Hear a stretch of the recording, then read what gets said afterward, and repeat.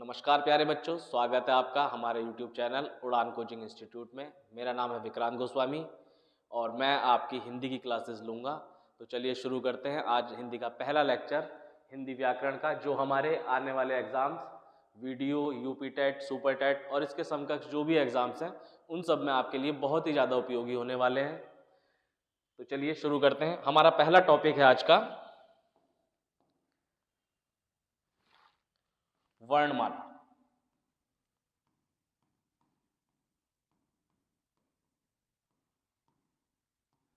वर्णमाला से शुरू करेंगे और एक के बाद एक सारे टॉपिक्स हम कवर करेंगे। तो वर्णमाला क्या चीज होती है या वर्ण क्या चीज होती है? तो सबसे पहले हम बात करते हैं वर्ण की। वर्ण किसको बोलते हैं? वर्ण बोलते हैं हम किसी भी भाषा की जो सबसे छोटी इकाई है उसको हम ध्वनि या वर्ण बोलते हैं। वर्ण किसी भी भाषा की सबसे छोटी इकाई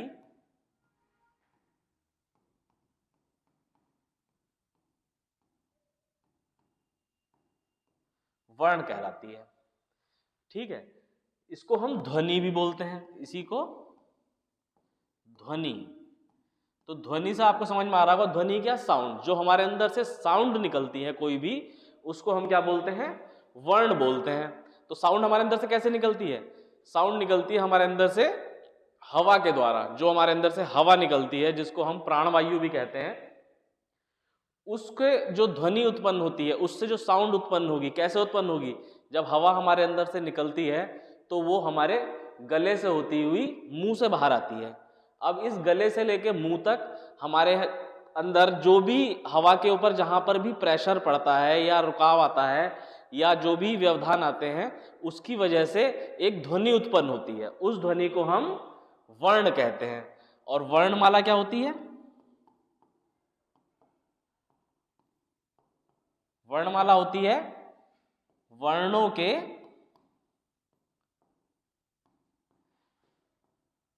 व्यवस्थित समूह को वर्णमाला कहते हैं। समूह को वर्णमाला कहते हैं। ठीक, व्यवस्थित समूह क्या? कि जितने भी हमारे वर्ण हैं, जो हमारे अंदर से साउंड निकली, उसको हमने क्या किया? हर एक अलग साउंड को एक अलग सिंबल दे दिया। जैसे आ निकला तो उसको हमने क्या बोल दिया? ये सिंबल दिया। का निकला तो उसको ये सिंबल दिया। खा निकला उसको ये सिंबल दिया। तो ये जितने भी सिंबल्स हैं, इनको हम जब व्यवस्थित क्रम में रखते हैं, यानी जो चीज पहले आती है, आ पहले आता है, बड़ा आ, उसके बाद छोटी ई, बड़ी ई, कै, ख, ग, अगर इनको हम इनके सही क्रम में लिखेंगे तो उसको हम क्या बोलेंगे? वर्णमाला बोलेंगे। ठीक है, व्यवस्थित समूह को वर्णमाला बोलेंगे। ऐसे नहीं कि आप उल्टा सीधा कुछ भी लिख दो, उसको वर्णमाला नहीं बोलेंगे। वर्णमाला हम बोलेंगे व्यवस्थित समूह को। बिल्कुल सिंपल है, मेरे ख्याल से आपके समझ में आ गया होगा। अब देखिए, बात करते हैं हम वर्ण की।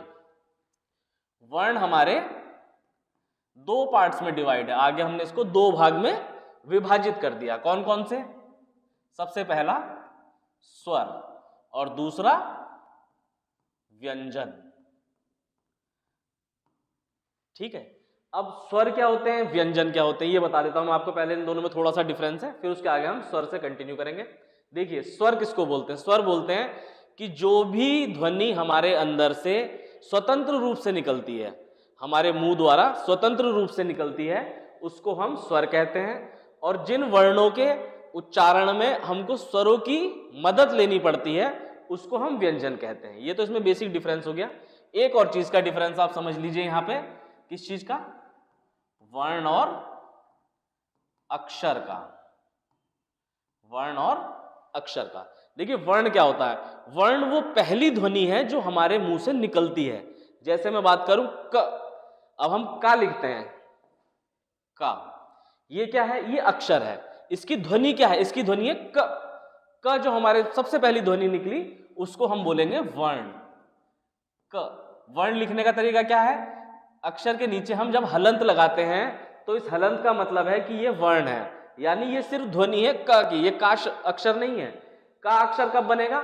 जब हम वर्ण में स्वर जोड़ देंगे। स्वर कौन सा? आ। जब हम वर्ण में स्वर जोड़ देंगे तो ये क्या बन जाएगा? अक्षर बन जाएगा या व्यंजन बन जाएगा। इसी से क्लियर हो जाता है कि वर्ण क्या है हमारे, जो बिना स्वरों की सहायता से बोले जाएं। ध्वनि और अक्षर क्या है? जिस ध्वनि को हम स्वर की सहायता से, यानी क को हमने का बोला। अब का के एंड में कैसी आवाज आ रही? आ की आवाज आ रही, आ। तो जब क में आ मिलेगा तो का हमारा अक्षर बन जाएगा। ये इन दोनों में डिफरेंस होता है। ठीक, अब हम जो हमारा आज का टॉपिक है वो क्या है? स्वर। आज के लेक्चर में हम स्वर पढ़ेंगे, इनका वर्गीकरण पढ़ेंगे और ये किस किस स्थान से, गले से लेके मुंह तक कहां कहां से उत्पन्न होते हैं, उसके हिसाब से जो इनका वर्गीकरण है वो पढ़ेंगे। तो सबसे पहले हम स्वर की बात करें तो स्वर मैंने आपको बताया, स्वर क्या है? वे वर्ण जो स्वतंत्र रूप से बोले जाएं, स्वतंत्र रूप से बोले जाएं।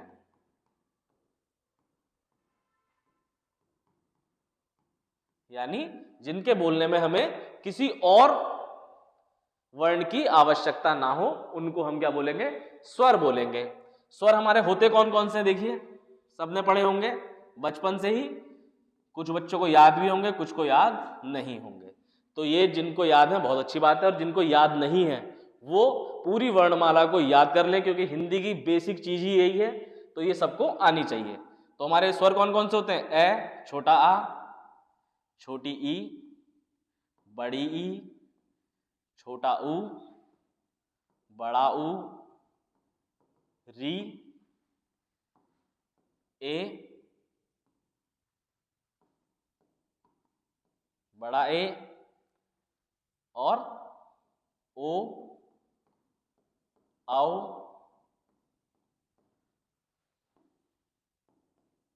अंग और आ। अब देखिए, ये हमारे क्या है? ये हमारे 13 स्वर है। ये हमारे 13 स्वर है। लेकिन इसमें एक चीज है, ये हमारे क्या, इनको क्या बोलते हैं?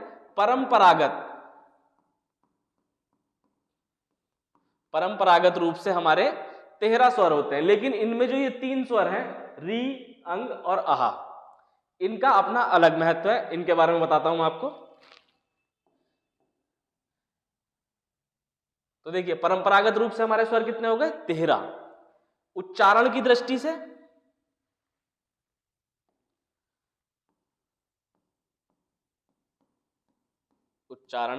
से हमारे स्वर होते हैं कितने? 10। कौन कौन से? ए, आ, ई, बड़ी ई, ऊ, बड़ा ऊ, ए से एडी, ओ और औ। ये हमारे 10 स्वर होते हैं। किस दृष्टि से? उच्चारण की दृष्टि से। उच्चारण की दृष्टि से हम री को, अंग को और आहा को स्वर नहीं मानते। क्यों नहीं मानते? कि भाई री में किस चीज की साउंड आ रही है? आप बोलोगे री, तो री में किस चीज की साउंड आ रही है? रा की साउंड आ रही है। रा क्या है? व्यंजन। इसलिए हम इसको उच्चारण की दृष्टि से स्वर नहीं मानते, लेकिन ये है स्वर ही। अंग में भी क्या है? गा की साउंड आ रही है, गा की ध्वनि आ रही है, तो इसको भी स्वर नहीं मानते उच्चारण की दृष्टि से। आहा में हा की साउंड आ रही है, इसलिए इसको उच्चारण की दृष्टि से हम स्वर नहीं मानते। ठीक है, अब हम बात करते हैं कि हमारे जो व्याकरण में स्वर होते कितने हैं। व्याकरण में स्वर होते हैं हमारे बेटा 11।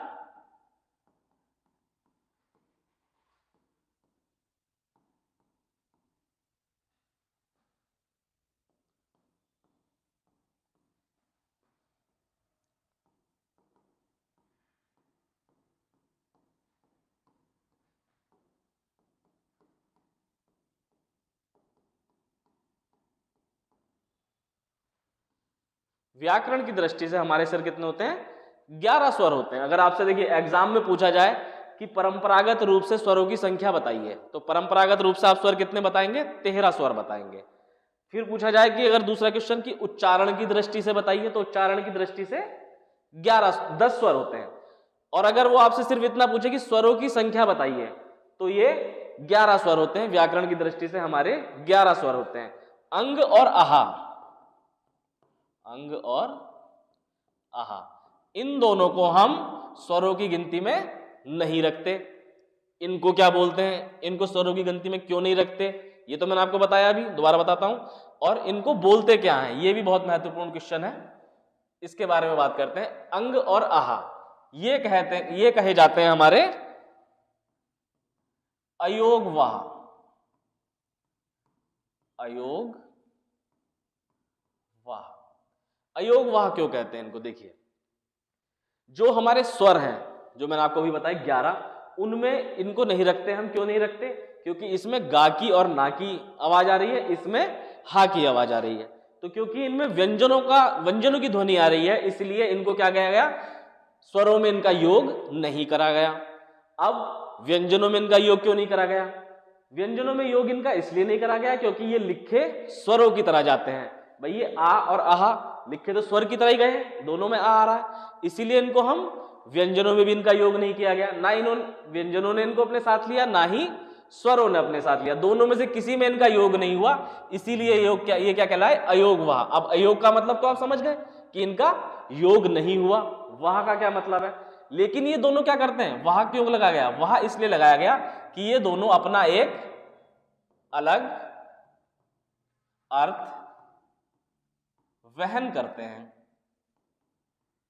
वहन करते हैं। ठीक है, क्योंकि ये दोनों अपना एक अलग महत्व, अलग अर्थ वहन करते हैं, इसीलिए इनको क्या कहा हमने? अयोगवाह कहा। तो ये दोनों हमारे अयोगवाह हो गए और 11 हमारे स्वर हो गए। यहां तक क्लियर है बच्चों? एक और चीज कि अगर मैं बात करूं शब्दावली की, जो हमारी डिक्शनरी होती है, ये क्वेश्चन भी आता है कई बारी कि डिक्शनरी में या शब्दावली में इनका स्थान किससे पहले होगा या किसके बाद होगा। भाई ये जो हमारे अयोगवाह वर्ण है या स्वर है या व्यंजन है, इनका स्थान डिक्शनरी में कहां पर होगा? तो क्योंकि देखिए इनको जो है ना स्वरों ने अपने साथ रखा, ना व्यंजनों ने अपने साथ रखा, इसलिए क्या होते हैं, ये सबसे पहले आते हैं।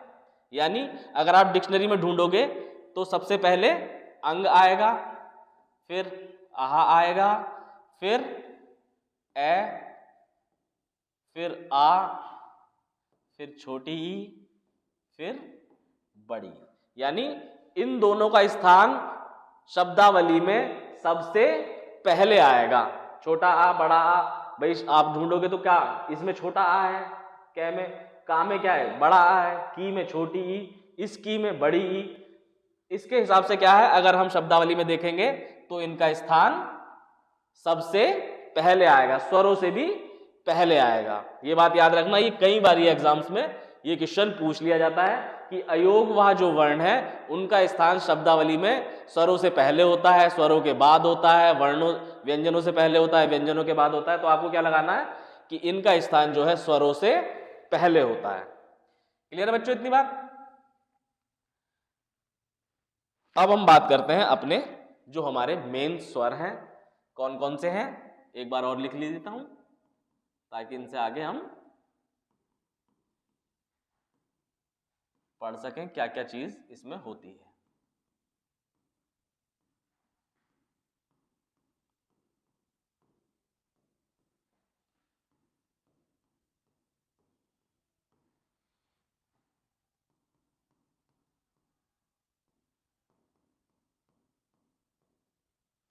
ठीक, तो ये हमारे 11 स्वर हैं। इन 11 स्वरों को ही हम अलग अलग वर्गीकरण में विभाजित करेंगे। अब देखिए, सबसे पहले स्वरों का वर्गीकरण पढ़ते हैं। स्वरों का वर्गीकरण अलग अलग आधार पे किया गया है, जैसे मात्रा के आधार पे, जीभ का जो यूज होता है उसके आधार पे, मुख द्वार खुलने के आधार पे, इनको सब जगह अलग अलग वर्गीकृत किया गया, अलग अलग नामों से बुलाते हैं। उससे पहले मैं आपको एक और चीज बतला दूं कि हमारा इसमें क्या होता है, इन 11 स्वरों में भी मूल स्वर कौन से होते हैं? छोटा आ, छोटी ई, छोटा ऊ और री। ये चार हमारे मूल स्वर हैं। ये चार हमारे मूल स्वर क्यों हैं? कि ये स्वर किसी से भी स्वर से मिलके नहीं बने, बाकी जितने स्वर हैं वो इन्हीं स्वरों से मिलके बने हैं। फॉर एग्जाम्पल, बड़ा आ कैसे बना? छोटा आ प्लस छोटा आ। बड़ी ई कैसे बनी?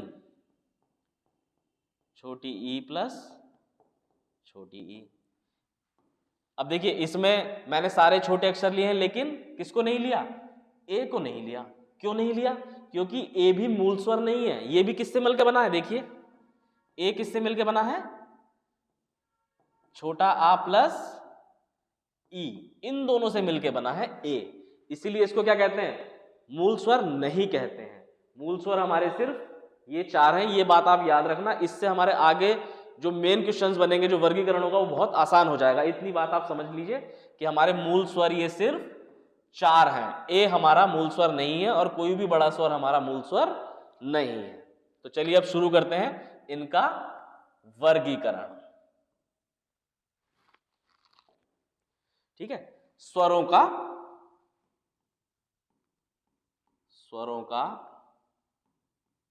वर्गीकरण।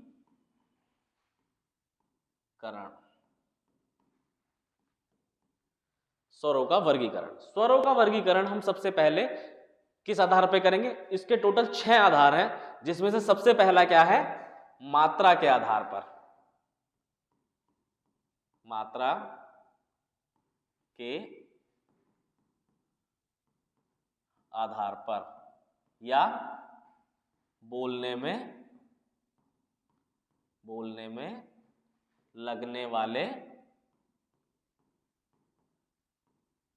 समय के आधार पर। समय के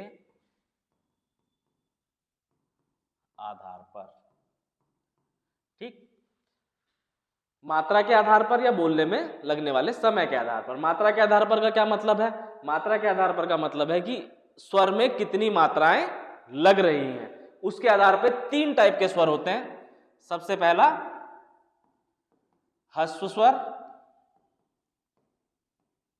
ह्रस्व स्वर क्या होता है? इसको हम मूल स्वर भी कहते हैं। मूल स्वर भी कहते हैं।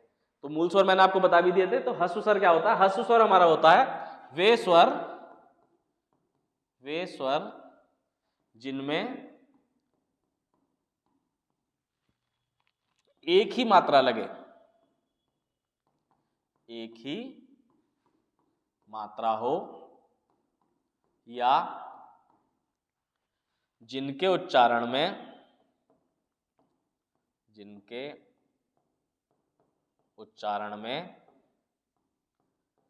कम समय लगे।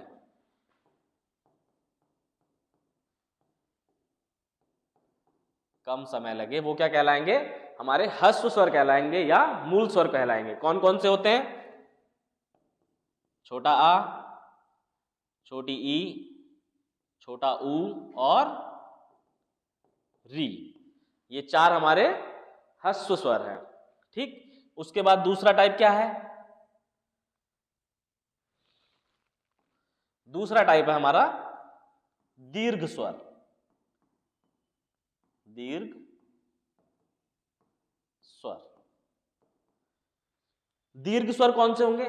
दीर्घ स्वर हमारे वो स्वर होंगे जिन स्वरों में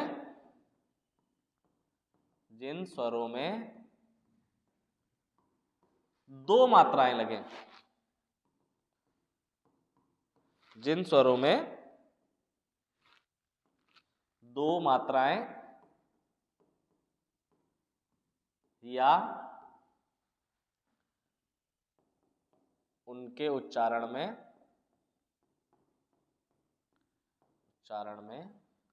अधिक समय लगे,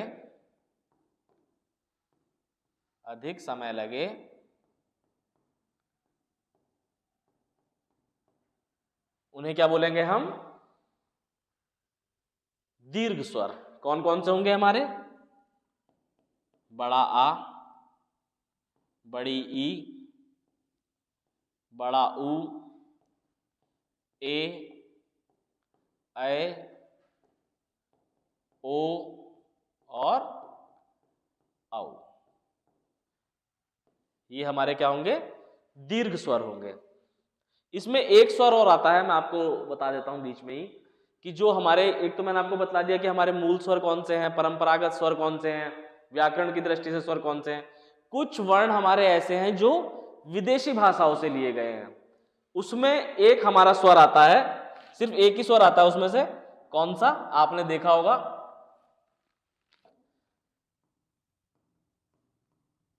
अ। ये जो ओ है, जैसे क्या बोलते हैं हम, डॉक्टर। अब डॉक्टर में क्या लगता है? ये वाली मात्रा लगती है। या फिर जिस टाइप के जो भी हमारे इंग्लिश वाले शब्द हैं जिनको हम हिंदी में लिखते हैं, डॉक्टर, ऑफिस, इस टाइप के जितने भी शब्द हैं, अगर उन इंग्लिश शब्दों को हम एज इट इज हिंदी में लिखते हैं तो हम ये वाला ओ यूज करते हैं। तो ये क्या है? ये अंग्रेजी भाषा से लिया गया स्वर है। ये भी किस में आएगा? ये भी हमारा दीर्घ स्वर में ही आएगा, ठीक है, क्योंकि इसमें भी क्या है? इसमें भी एक दो से दो मात्राएं लग रही हैं। तो ये हमारा क्या हो गया? अंग्रेजी भाषा से लिया हुआ स्वर है। और कौन सा स्वर है? दीर्घ स्वर है। लेकिन इसको हम स्वरों की गिनती में नहीं लिखेंगे। अगर आपसे, जब मैंने बताया था आपको कि स्वर कितने होते हैं, परंपरागत रूप से 13, उच्चारण की दृष्टि से 10 और व्याकरण की दृष्टि से 11, वही रहेंगे। इसको उनकी गिनती में नहीं लिखेंगे। ये हमारा क्या है? ये हमारा दूसरी भाषा से लिया हुआ स्वर है, ठीक। तीसरा टाइप हमारा इसमें क्या है वर्गीकरण में? प्लुत स्वर। प्लुत स्वर। प्लुत स्वर कौन सा होता है बच्चों?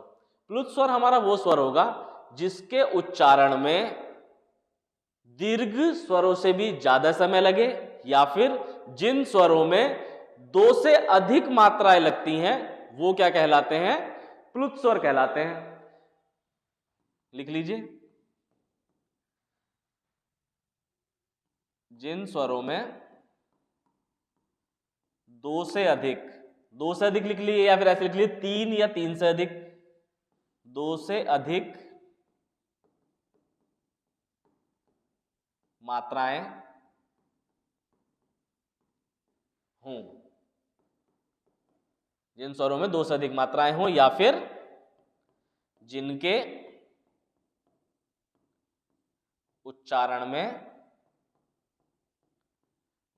में दीर्घ स्वर से भी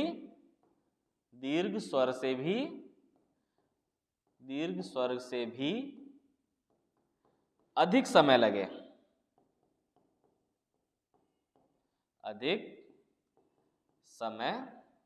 लगे, उनको क्या बोलेंगे हम? प्लुत स्वर बोलेंगे। प्लुत स्वर को डिनोट करने का हमारा जो सिंबल है वो क्या है? जैसे हिंदी में 3 लिखते हैं, वो हमारा प्लुत स्वर को डिनोट करने का सिंबल है। अब देखिए इसका यूज कहां होता है, यह इनका महत्व है। प्लुत स्वर हमारे यूज होते हैं कि जिस भी जगह पे या कहीं पर भी हमको किसी शब्द को जब लंबा खींचना हो, या किसी शब्द में किसी एक पर्टिकुलर स्वर को हमें जब लंबा खींचना हो, तो वहां पर क्या आता है? वहां पर प्लुत स्वर आता है। जैसे फॉर एग्जाम्पल मैं बात करूं, मैंने लिखा राकेश। अब ये राकेश लिखा, अब राकेश को आप देखो, मैं इसको पढ़ूंगा क्या है? राकेश। अब मैं इसको बोलता हूं ऐसे, राकेश, तो मैंने क्या करा? आ को लंबा खींच दिया, तो राकेश कैसे लिखा जाएगा? रा। जितना लंबा मैं खींचूंगा उतने ही प्लुत स्वर आते जाएंगे। राकेश, तो ये क्या हो गया? राकेश। अब मैं बोलूं राकेश, यानी इस बार मैंने क्या करा? एक ही मात्रा को लंबा खींचा, तो इसको कैसे लिखेंगे? रा। किसको खींचा?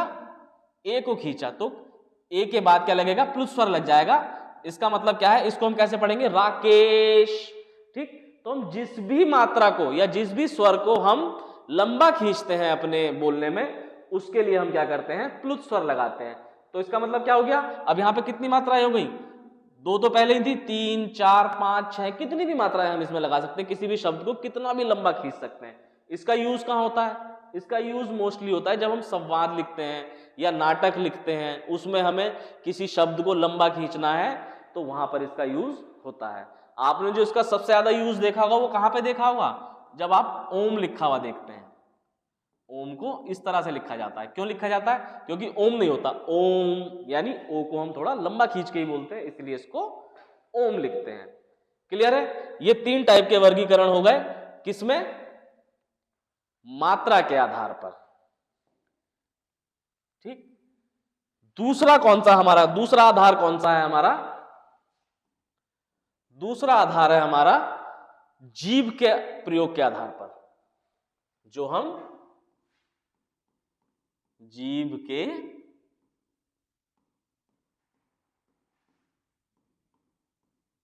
प्रयोग के आधार पर,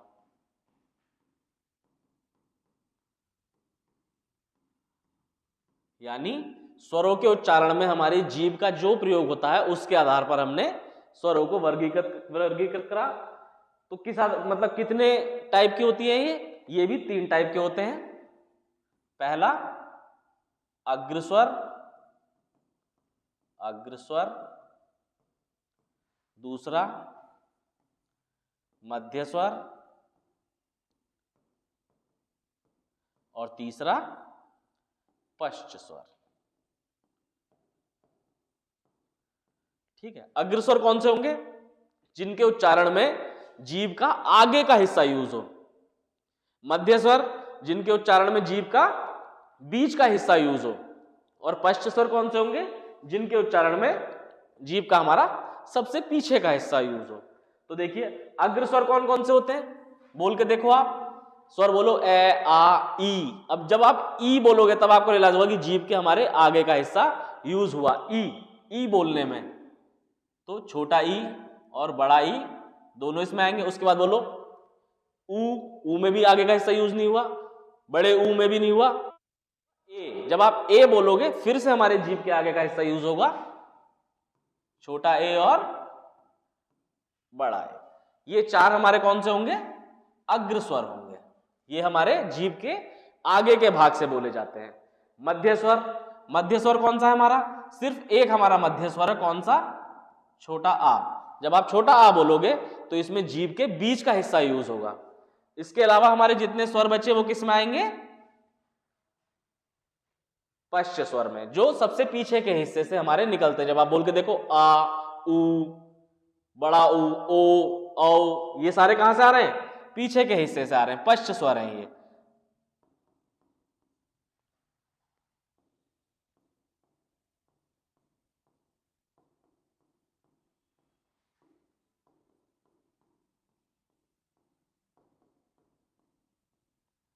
ठीक है, ये हमारे क्या होगा? मैं हर जगह देखिए इसको भी लिख रहा हूं, जो हमारा विदेशी भाषा से लिया हुआ स्वर है, अंग्रेजी भाषा से, इसको भी लिख रहा हूं क्योंकि इस पे कई बारी क्वेश्चन पूछ लेता है। इसको दे देगा, पूछ लेगा कि ये कौन सा स्वर है, अग्र स्वर है, पश्च स्वर है, दीर्घ स्वर है, लघु स्वर है, कौन सी भाषा से लिया गया है। तो इसको आप लोग याद रखिएगा, ये क्वेश्चन भी कई बारी एग्जाम में आया है। ठीक, ये हमारे जीभ के आधार पर 3 भागों में डिवाइड हो गया। अग्र स्वर जिसमें जीभ के आगे का हिस्सा यूज हो, मध्य स्वर जिसमें जीभ के बीच का हिस्सा यूज हो, और पश्च स्वर जिसमें जीभ के पीछे का हिस्सा यूज हो। अब देखिए तीसरा वर्गीकरण किसके आधार पर करेंगे हम? तीसरा वर्गीकरण करेंगे हम मुख द्वार खुलने के आधार पर, कि जो हमारा मुख का द्वार है ये कैसे खुलता है, कितना खुलता है। तो तीसरा मुख द्वार खुलने के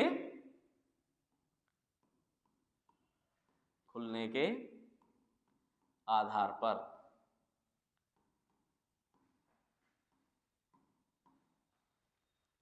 मुख द्वार खुलने के आधार पर, मुख द्वार क्या होता है? खुलता कितना है भाई? किसी शब्द, किसी स्वर को बोलने में हमारा मुख द्वार कम खुलता है, किसी को बोलने में ज्यादा खुलता है, किसी को बोलने में लगभग बंद रहता है। तो ऐसे जो स्वर होंगे इस टाइप से हम इसको वर्गीकृत करेंगे। इसमें सबसे पहला कौन सा आएगा? विव्रत। विव्रत हमारे कौन से स्वर होंगे? विव्रत हमारे वो स्वर होंगे जिनको बोलने में हमारा मुख द्वार पूरा खुलता है। अब आप बोल के देखो किस स्वर को बोलने में हमारा मुख द्वार पूरा खुलता है? छोटा आ, बड़ा आ। बड़ा आ जब आप बोलोगे तो हमारा मुख द्वार पूरा खुला। अब बोलो ई, बड़ी ई, बड़ा छोटा ऊ, बड़ा ऊ, ओ, औ, किसी में भी हमारा मुख द्वार पूरा नहीं खुल रहा। किसको बोलने में खुलेगा? सिर्फ आ। जब हम बड़ा आ बोलेंगे तो हमारा मुख द्वार पूरा खुलेगा। ठीक है, इसको लिख लीजिए, जिनके उच्चारण में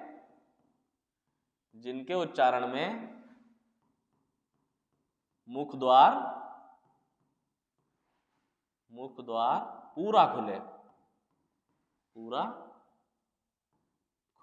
उन्हें क्या बोलेंगे? विव्रत बोलेंगे। कौन सा स्वर है? बड़ा आ। जब हम बड़ा आ बोलेंगे तो हमारा मुख द्वार पूरा खुलेगा, इसलिए इसको क्या बोलते हैं? विव्रत स्वर बोलते हैं। दूसरा, अर्धविव्रत।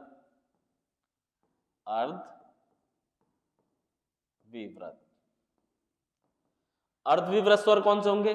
जिनको बोलने में हमारा मुख द्वार पूरा नहीं, आधा खुले। जिन स्वरों के उच्चारण में हमारा मुख द्वार क्या हो? आधा खुले, उनको हम बोलेंगे अर्धविव्रत। ठीक, लिख लीजिए, जिनके उच्चारण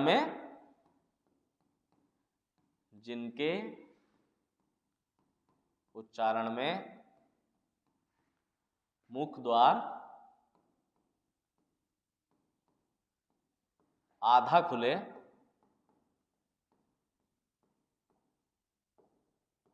खुले, उनको क्या बोलेंगे?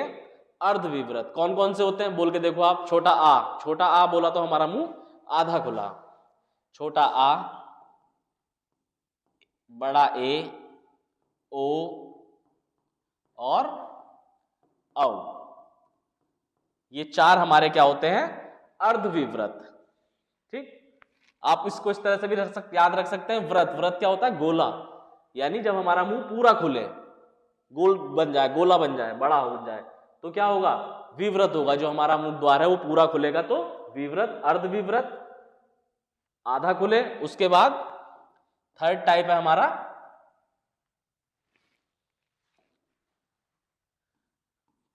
संव्रत।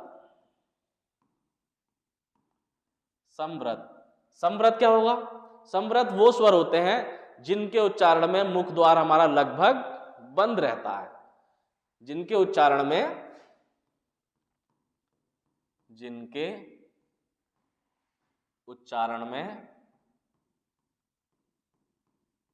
मुख द्वार लगभग बंद रहता है। पूरा बंद नहीं रहता, लगभग बंद रहता है। वो कौन कौन से हैं? ई, बड़ी ई। जब आप ई बोलोगे तो आप देख रहे हो आपका मुंह बंद है लगभग। ऊ, बड़ा ऊ में भी क्या है? मुख द्वार बंद है। तो ये कौन से हो गए? ई, बड़ी ई, ऊ, बड़ा ऊ, ये हमारे क्या हो गए? संव्रत स्वर हो गए। इनके उच्चारण में क्या है? हमारा मुख द्वार लगभग बंद है। चौथा हमारा आता है कौन सा? अर्ध संव्रत। अर्ध संव्रत कौन सा होगा? जिनके उच्चारण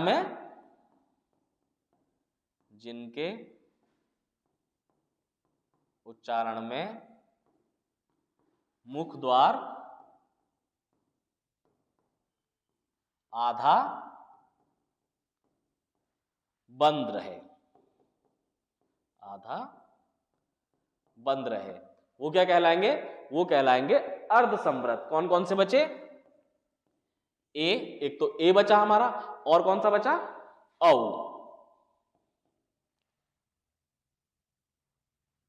नहीं, ए और ओ, ये दो हमारे अर्ध संव्रत स्वर होंगे। क्लियर है इतनी चीज? अब देखिए, इसके आगे हमारे कितने हो गए? 3 वर्गीकरण हो गए। अब 3 के बाद हमारा चौथा आता है। चौथा वर्गीकरण हमने किस आधार पे किया? ये जो हमारे होठ हैं, होठों की स्थिति के आधार पे, जो हमारे होठ हैं, होठों की स्थिति के आधार पे चौथा वर्गीकरण होगा। होठों की स्थिति के आधार पे,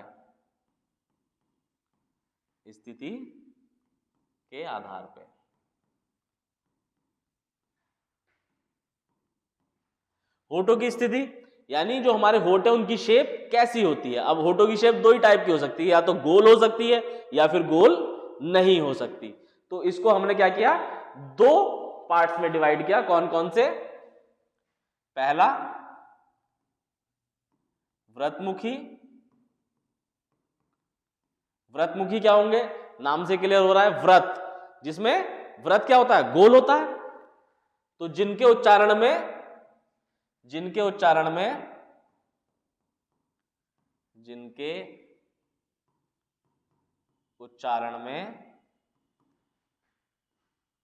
होंठ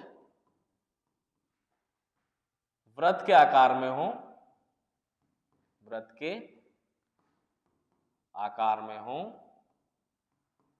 उन्हें क्या बोलेंगे? व्रतमुखी। अब बोल के देखिए कौन कौन से हैं व्रतमुखी। ऊ, जब ऊ बोलोगे तो क्या हुआ? होठ गोल हो गए। बड़ा ऊ बोलोगे तो भी होठ गोल हो गए। भाई ऊ बोलो आप, ऊ में क्या हो रहा है? होठ गोल। बड़े ऊ में भी होठ गोल हो रहा है। और किस में होठ गोल होते हैं? ओ। जब आप ओ बोलोगे, औ बोलोगे, औ में भी क्या हो रहा है? होठ गोल हो रहा है। और जो हमारा इंग्लिश का स्वर है उसमें भी क्या हो रहा है? ओ। इसको भी तो ओ बोलते हैं। तो ये सारे हमारे क्या हो गए? व्रतमुखी। दूसरा हमारा क्या है? अव्रतमुखी।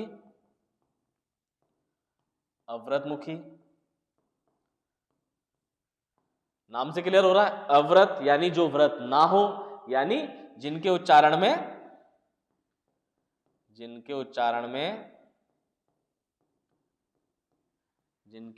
में क्या हो? होठ व्रत के आकार में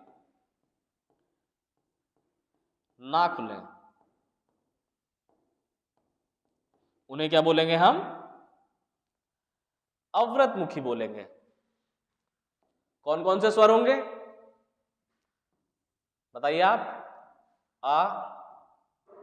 आ, ई, बड़ी ई, ये सब किस में आएंगे? अव्रतमुखी में। और ए, बड़ा ए, ये सब किस में आ गए? अव्रतमुखी में। ठीक, तो ये दोनों टाइप भी समझ में आ गए। उसके बाद हमारा पांचवा वर्गीकरण। ये जो भी हम स्वर वर्गीकृत कर रहे हैं ये सब उच्चारण के आधार पे, यानी जब हम लिखने के आधार पे नहीं है, ना व्याकरण के आधार पे, ये हमारे किस आधार पे है? उच्चारण के आधार पे जितने भी स्वर होते हैं उनका वर्गीकरण है। ठीक है, तो उच्चारण के आधार पे हमने चार टाइप के वर्गीकरण पढ़ लिए अब तक। कौन कौन से? मात्रा के आधार पे, जीभ के प्रयोग के आधार पे, मुख द्वार खुलने के आधार पे, और होठों की स्थिति के आधार पे। अब हमारा पांचवा जो वर्गीकरण है वो किसके आधार पे है? हवा के नाक व मुंह से निकलने के आधार पर।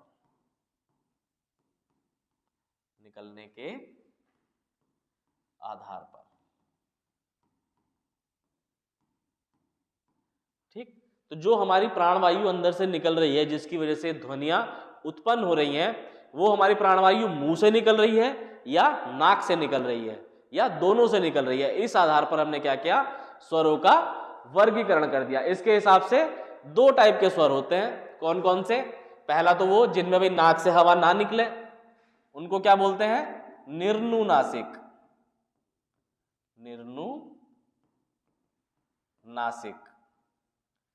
निर्नुनासिक हमारे स्वर कौन से होंगे? जिनके उच्चारण में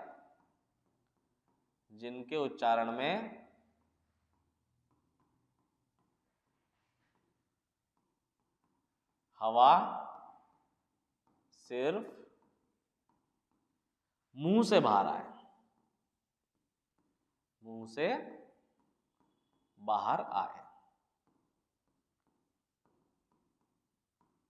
उनको क्या बोलेंगे? निर्नुनासिक। नासिक का मतलब आप समझ ही रहे हो, नासिक का मतलब क्या होता है? नाक। निर्नु का मतलब नहीं, तो यानी जिनके उच्चारण में हवा सिर्फ मुंह से बाहर आए, नाक से बाहर ना आए, उनको हम बोलेंगे निर्नुनासिक। इसमें कौन कौन से स्वर आते हैं? हमारे सारे ही स्वर इसमें आते हैं। जितने भी हैं वो सब इसमें आएंगे। अनुनासिक में कौन से आएंगे? दूसरा टाइप हमारा कौन सा होगा? अनुनासिक। अनुनासिक, अनुनासिक। अनुनासिक कौन से स्वर होंगे? जिनके उच्चारण में जो हमारी प्राणवायु बाहर निकल रही है वो क्या हो? नाक और मुंह दोनों से बाहर आएगी। जिनके उच्चारण में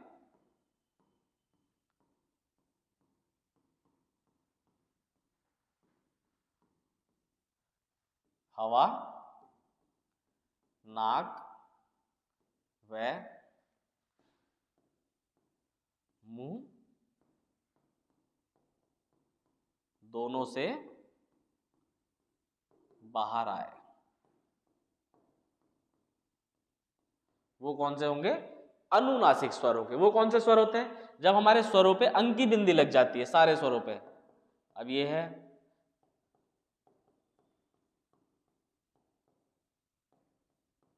इसी तरह से सारे स्वरों पे जब हम अंकी बिंदी लगा देंगे तो वो क्या बन जाएंगे? अनुनासिक स्वर बन जाएंगे। ठीक है। निर्नुनासिक, जिनमें सिर्फ मुंह से हवा निकले, नाक से ना निकले, जो हमारे नॉर्मल जितने भी स्वर हैं सारे के सारे क्या हैं? निर्नुनासिक हैं। अनुनासिक, जब हम इन स्वरों पे अंकी बिंदी लगा देंगे, भाई अंकी बिंदी लगाने के बाद भी है तो ये स्वर ही, तो ये क्या बन जाएंगे? निर्नुनासिक स्वर बन जाएंगे। अब देखिए इसके बाद लास्ट हमारा जो वर्गीकरण है वो किस आधार पे है? घोषत्व के आधार पे।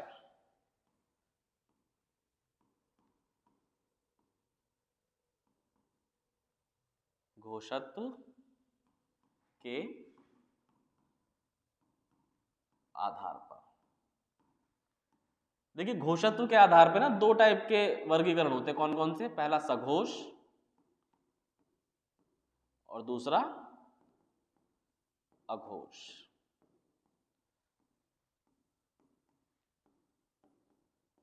सघोष और अघोष। अब इसको यहां पे समझने की जरूरत है कि हम सघोष या अघोष कहते किसको है। तो जिन वर्णों के उच्चारण में हवा के द्वारा हमारी स्वर तंत्रियों में क्या हो? कंपन पैदा हो। एक बार फिर बताता हूं, जिन वर्णों के उच्चारण में हमारी स्वर तंत्रियों में हवा के कारण क्या हो? कंपन उत्पन्न हो, उनको हम बोलेंगे सघोष वर्ण। और जिन वर्णों के उच्चारण में वो कंपन स्वर तंत्रियों में उत्पन्न ना हो, उनको बोलेंगे अघोष वर्ण। ठीक है, लिख लीजिए। जिनके उच्चारण में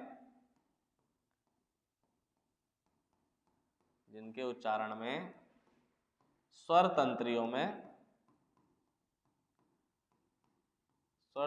में हवा के कारण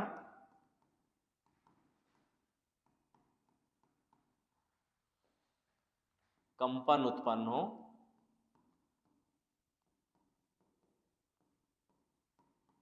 उन्हें क्या बोलेंगे? सघोष बोलेंगे। ठीक है। और जिनमें कंपन उत्पन्न ना हो उन्हें क्या बोलेंगे? अघोष बोलेंगे। तो हमारे सारे स्वर, सभी स्वर क्या होते हैं? सभी स्वर सघोष स्वर हैं, सघोष वर्ण हैं, सघोष वर्ण है। ठीक। अघोष हमारा कोई भी वर्ण नहीं है, कोई भी स्वर हमारा अघोष नहीं है। अघोष जब हम अभी आगे पढ़ेंगे व्यंजन, तब कुछ व्यंजन अघोष है। स्वर हमारे क्या हैं? स्वर हमारे सारे के सारे सघोष हैं। तो ये 6 आधारों पर हमारे क्या है? सारे के सारे स्वरों को वर्गीकृत करा गया है। इन्हीं में से ही क्वेश्चन बनेंगे। आपसे सघोष पूछ लेगा, आपसे क्या पूछ लेगा कि भाई मूल स्वर कौन सा है, दीर्घ स्वर कौन सा है, होठों की दृष्टि से अवृतमुखी पूछ लेगा, व्रतमुखी पूछ लेगा। तो ये सारे क्वेश्चंस इसमें से बन जाते हैं। लेकिन जो हमारे मैक्सिमम क्वेश्चंस बनते हैं वो कहां से बनते हैं? देखिए,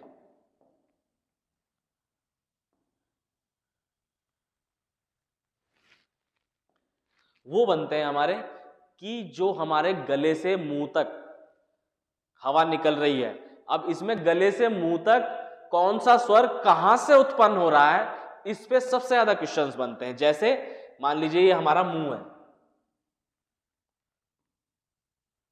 ठीक, ये हमारा मुंह, इसको मान लेते हैं ये गला है, या कंठ लिख देता हूं तो नाम रखने में आसानी होगी। ये हमारा क्या हो गया? कंठ हो गया। ये हमारे क्या हो गए? दांत हो गए। इसके आगे हमारे क्या हो गए? ओष्ठ हो गए, होठ हो गए। ठीक, ये हमारा मुंह हो गया। मान लीजिए भाई बना गलत है, आर्ट मेरी अच्छी नहीं है, लेकिन समझने के लिए आप समझोगे तो ये क्लियर हो जाएगा।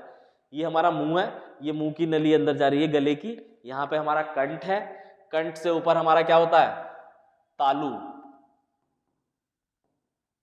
तालू से ऊपर क्या होता है? मूर्धा।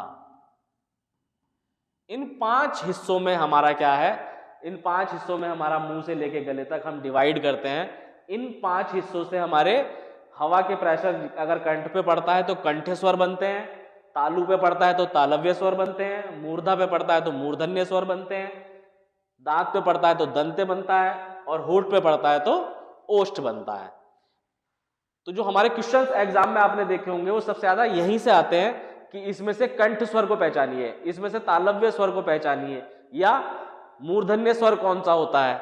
तो इसके आधार पर जो क्वेश्चन सबसे ज्यादा पूछे जाते हैं। तो इसके लिए सिर्फ आपको एक ही चीज याद रखनी है, ये जो मैंने बनाया है ये आपको क्रम याद रखना है सिर्फ। अगर आप ये क्रम अपने दिमाग में बैठा लेते हैं तो चाहे स्वर हो चाहे व्यंजन हो बहुत ही ईजी हो जाएगा। हम सारे व्यंजनों को भी बता देंगे कि कंठ से निकलता है कौन सा कंठ है कौन सा तालव्य है, और सारे स्वरों को भी बतला देंगे।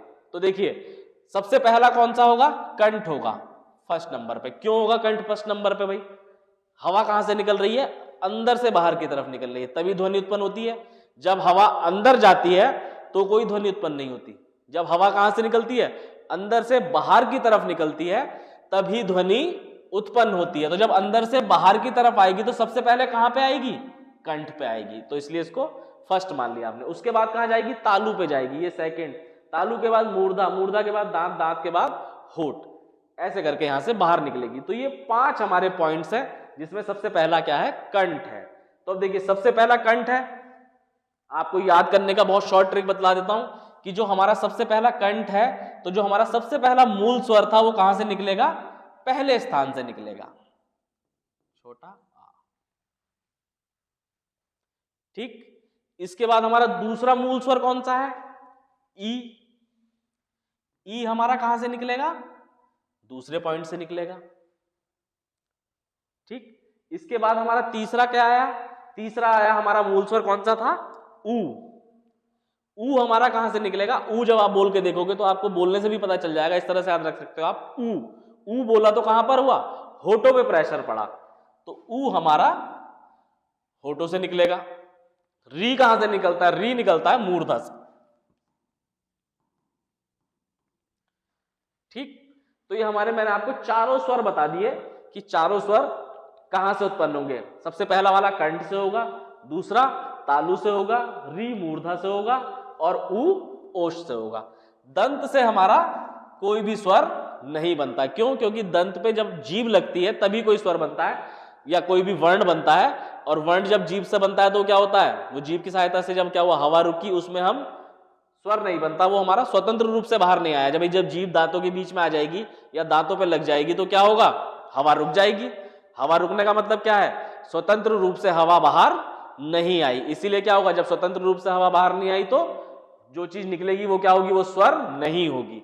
इसीलिए दंत से हमारा कोई भी स्वर नहीं बनता, ये चीज याद रखने का।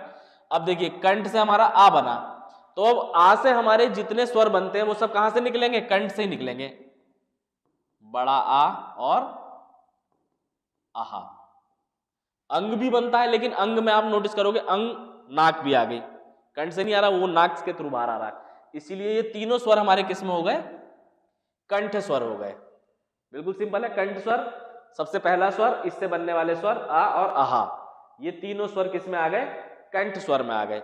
इसी तरह से ई, बड़ी ई भी ई से ही बनता है भाई। बड़ी ई भी किससे बनता है? ई से बनता है। तो ये हमारे क्या हो गए? तालव्य स्वर हो गए। भाई ये हमारे क्या हो गए?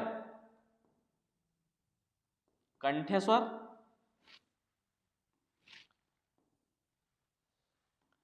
ये हमारे क्या हो गए? कंठे स्वर। ई और ई हमारे क्या हो गए? तालव्य स्वर। री क्या हो गया? मूर्धन्य स्वर,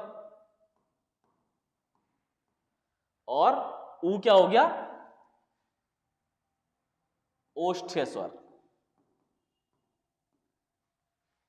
ठीक है, अब देखिए ऊ और बड़ा ऊ, ये क्या हो गए, ओष्ठ्य स्वर हो गए।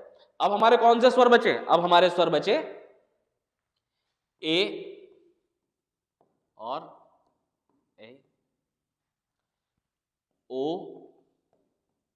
और औ। ये 4 स्वर हमारे बच गए भाई। मैंने आपको ये बाकी स्वर बतला दिया 9 के 9 की कहां से निकलते हैं, लेकिन ये 4 स्वर क्या हो गए, बच गए। अब इनको देखते हैं कि ये कहां से निकलते हैं। बहुत ही सिंपल प्रोसेस है इसका। आप देखिए ए कैसे बनता है, ए बनता है ए प्लस, मैंने बताया था आपको, ई। ए प्लस ई से क्या बना, ए बना। तो अब ए कहां से निकला, कंठ्य, कंठ्य प्लस ई कहां से निकला, तालव्य,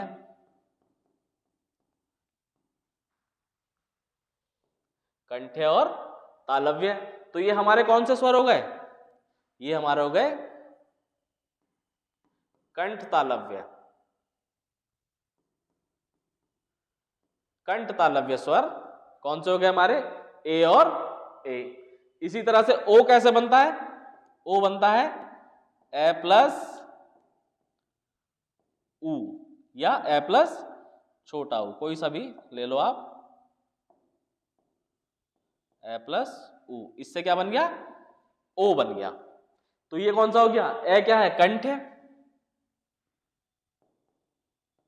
ऊ कहां से निकला, ओष्ठ है।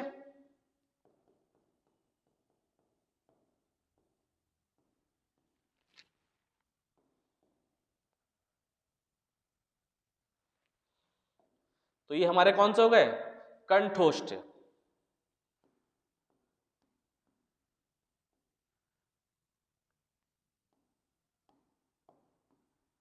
कंठोष्ठ।